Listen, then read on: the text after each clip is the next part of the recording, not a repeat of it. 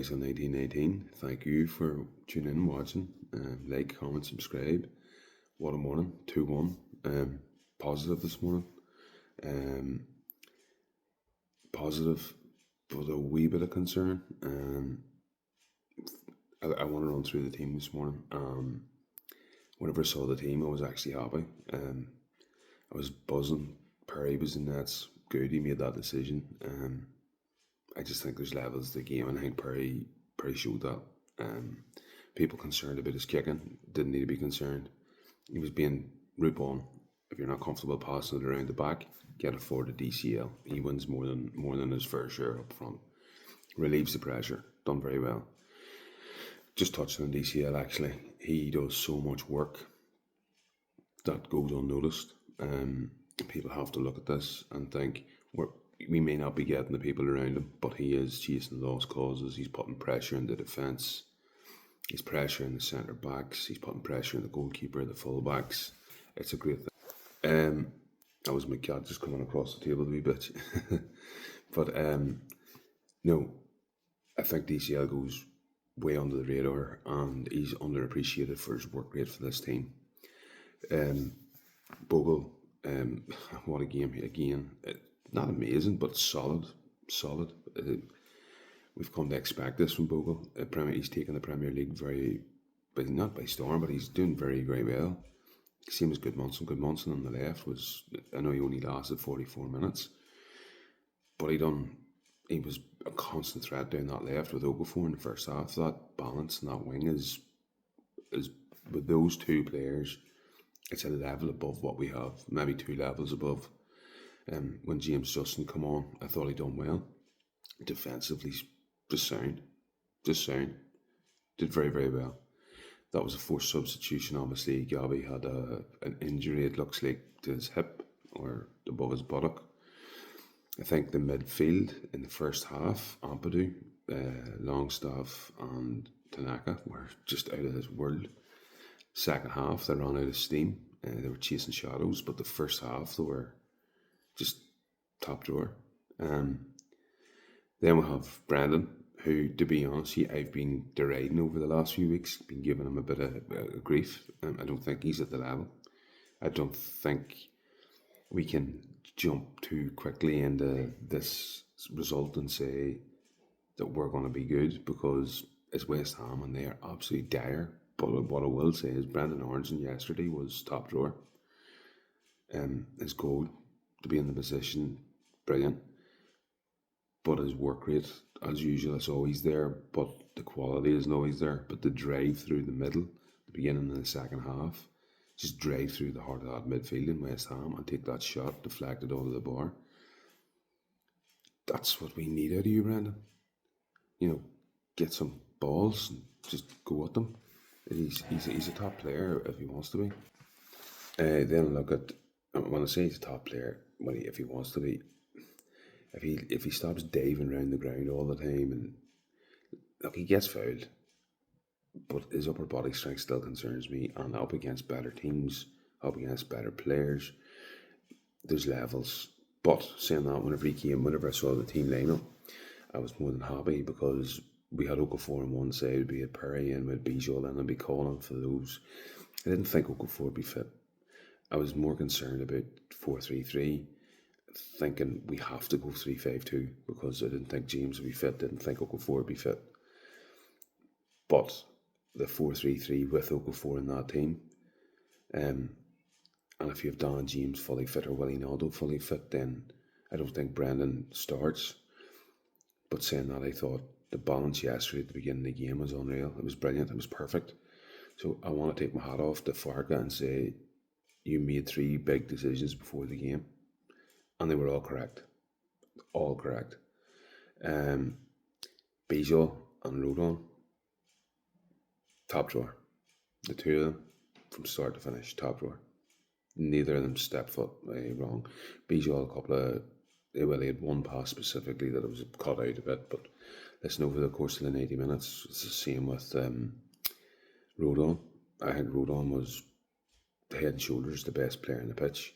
I think Bijol was absolutely rock solid beside him. I had no concerns whatsoever. I was a bit nervous because I kept calling for Bijol for the last 2 or 3 weeks.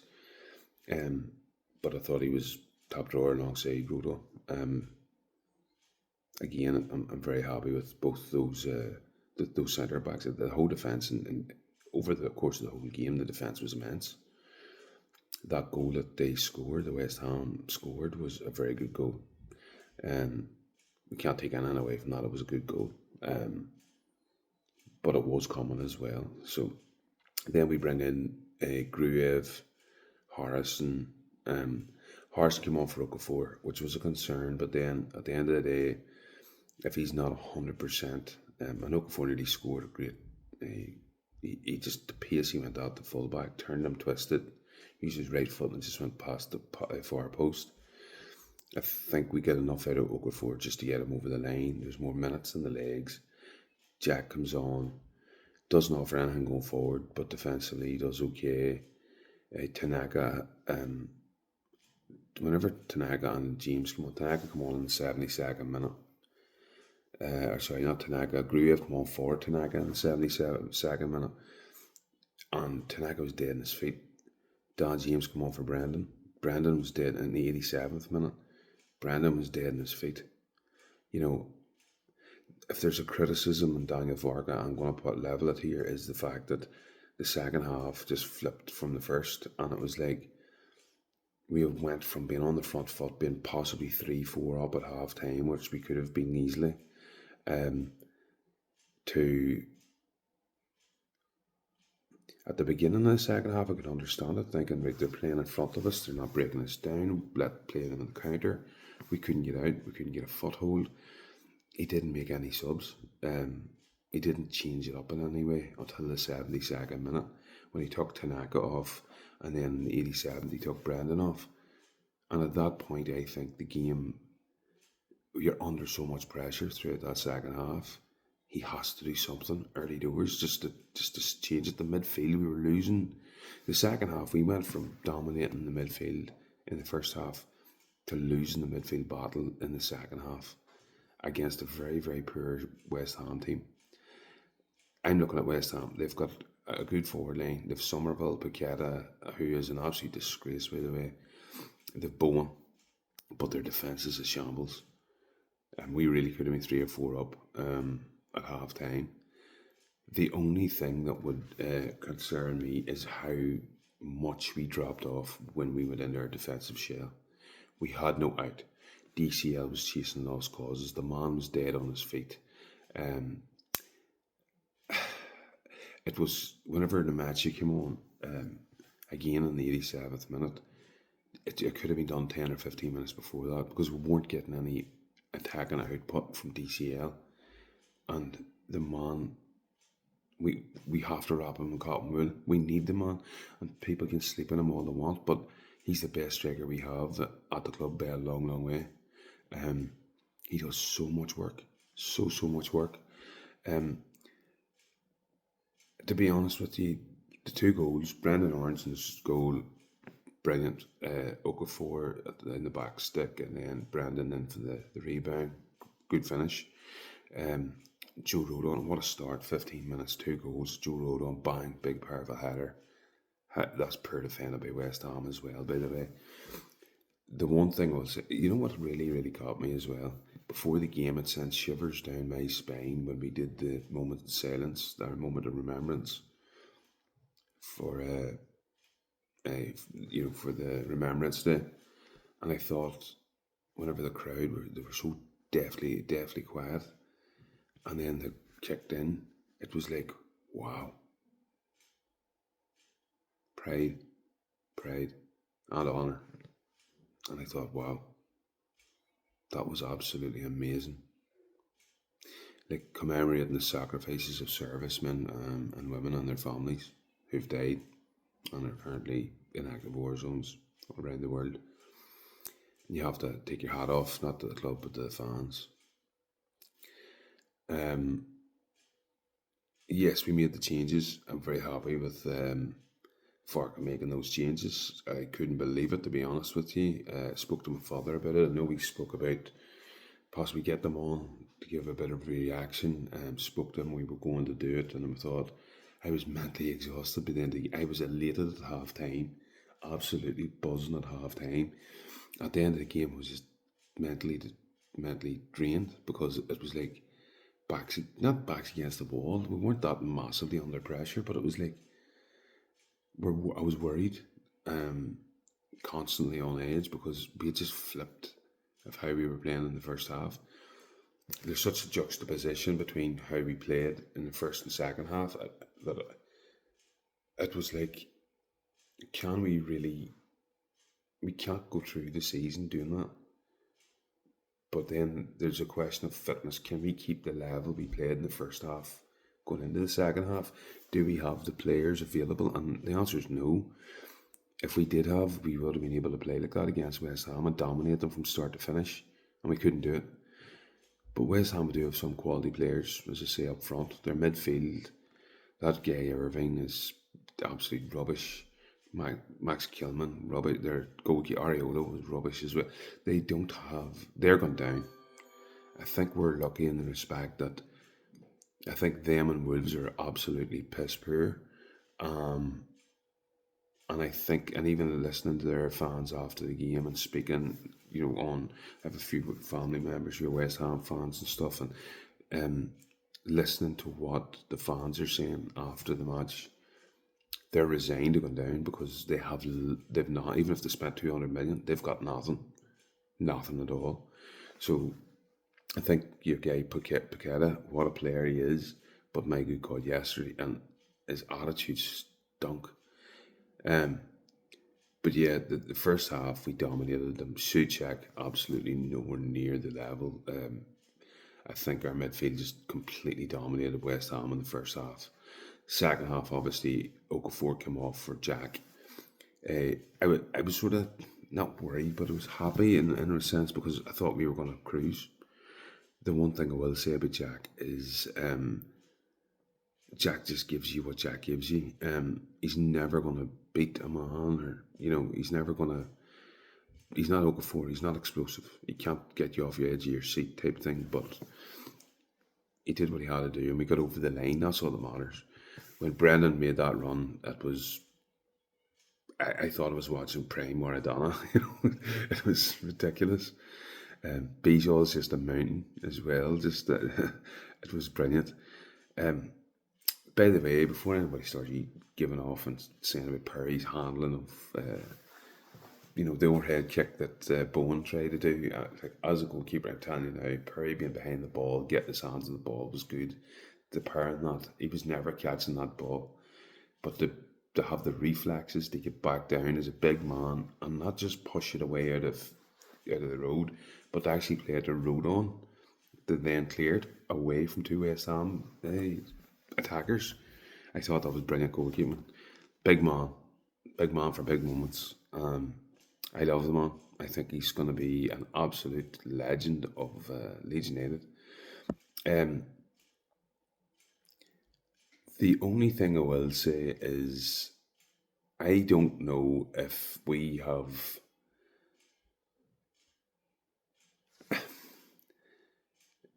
I don't know if we have enough over the next 6 games. We can't do what we did in the second half against West Ham.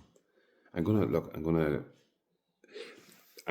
to enjoy this because 3 points, it's nice to have 3 points going into the weekend. I actually saw a stat yesterday, and it was 2025. This is a very, very good stat, actually. 2025, in 2025, of all the Premier League clubs, including the clubs that were here last season and have been relegated, Leeds United have got 3 wins, 2 draws, 4 defeats in 9 games. Leicester City, in 19 games, have the exact same. In 19 games last season, Leicester got the exact same amount of points in 2025. Now, that also goes for. Sorry, I want to get this right. Burnley have I think 7 points. in the season so far. And then the other relegated clubs are below us, and they've played 19 games in 2025. So to me, if you look at it in that context, it doesn't mean shit, because at the end of the day, the Premier League is a different season. Different clubs are actually look. We're looking at it from a perspective of this season. There's clubs that are really, really struggling. I think Brentford are not a great club. They're going to be there, thereabouts. Burnley will be there, thereabouts. Wolves will be there, thereabouts. West Ham will be there, thereabouts. And ourselves. That's only 5 that I'm off the top of my head. 5. We have to be the best out of those 5. That's all that matters. I'm still not 100% sold on Daniel, but this relieves a lot of pressure on the man, because I think with Murata on the board there yesterday, had he lost, I think he goes. Because I think they look at the next run of games and they think that's it's feasible we don't pick up a point in the next 6 games, taking us into the 14th of December. So the way I look at it is this. We have to break everything down into week chunks. We cannot be looking in the next 6 games mentally, because we'll check out, because we won't pick up a point, because we will go, we're not as good as Chelsea, we're not as good as Liverpool. But if you look at each game in isolation, Brighton are not doing amazing. They have a very good team with very, very high capability. It's the same as Forest. Not great, not doing great, but they have got a team full of top players. With Dyche in there now, I think he organises them. I personally believe if we take a look at Brighton first, I'm going to deal with Brighton. If we can get Okafor and James on that pitch and get them fit and play in the front foot, we can, and get a dominant midfield back, get Tanaka on the pitch, get on the ball. Brighton are very good technically. They're not a big physical, they can't be physical, but they're not a big, strong physical midfield. We can dominate in there if we get Tanaka on the pitch for the technical get out of jail free card type thing. Get him on the ball and he can unlock a defence, or he can be buzzing around the back 4 and then all of a sudden he's in and around the striker. You know, a couple of things I noticed yesterday actually with Ampadu, and he gets forward and he doesn't know, he gets lost. He goes, it's like he's in the defensive mindset and he's totally comfortable. And as soon as he gets into the attack and third, it's like he's in a different postcode. And he just loses his marbles. He's completely like, what is going on? And he passes the ball 35 yards away because he can't shoot. That's not his role though. I have to look at the limitations that we have as a team. And this is where we'll come back to the 49ers not backing Daniel Farke. I think they've backed him. They spent 100 million. They've failed towards the end of the window with their attack. But Farke has to get more of this team. He has to, as much as I'm not going to sugarcoat this or gloss over it. I think there's better managers out there than Daniel Farke. I just don't like. I don't like him calling people out. The Joe Rodon scenario, and then Rodon scores and runs to the thing doing this here. The fans weren't calling Rodon out. The fans are backing Rodon. The only person calling Rodon out was Farke. So why is he celebrating? Why is Rodon celebrating holding his ears? He's making a point. I'm not 100% sold on Daniel Farke. I personally believe if we don't pick up, if we lose the next 2 games, that will be 3 losses and 4. There's potential we sack him over the international break. It's statistically the time of the season where most sackings happen in the Premier League. The other side of it is we're currently sitting on 1.22 points per game. If we're sitting on 1.22 points per game, that leaves us about 40 odd, and people will say, yeah, we're good. We'll stay up on that. We may well do, but it's not good enough. And we're currently on 1.22 a game. Going into the next 6 games, that's going to drop dramatically. We're lucky that there are some shite teams in this league. I am not being hyperbolic whenever I say I've not been jumping with joy with the way we've been playing this season. It's not been amazing. The first half against West Ham was the best game of football, half of football, that I've seen us play this season by a long, long way, by a distance. The second half was just much back to the sea and much of a muchness. No cutting edge, sit back, try to hit them in the counter, but we have no outlet. Soak up the pressure. It was just very meh in the second half. I thought the tactics in the second half were completely wrong. We went from being elated to just being going on, please get to the end, please get to the end. Yes, they played a lot in front of our back line, in front of our two banks of 4 and 5. West Ham did. They played in front of it. They're trying to break us down, and we done very well defensively. You cannot do this every game against. You're playing West Ham at home. West Ham. This is one of the worst teams in the league. We've got to put these teams to the sword. Look, it's a positive day. I'm not going to spend all my time whinging about Farga because my feelings are pretty clear on Daniel. I don't think this win defines his season. I think the next 6 possibly do, but I'm going to look at the Brighton game in isolation, as I say, try to get something out of it. If we can get a point out of that and a point out of Nottingham Forest, we're going into 4 really, really tough games. I forgot about Villa as well. With a wee bit of pressure off. It's just whether Daniel can get to that end game. I just worry about our team is so fragile. James, fragile. Okafor, fragile. DCL, fragile. Namacha, fragile. I could go on through, like, obviously Goodmanson's picked up a couple of knocks so far this season as well. Fragile. But anyway, listen, like, comment, subscribe, and I will see you probably tomorrow.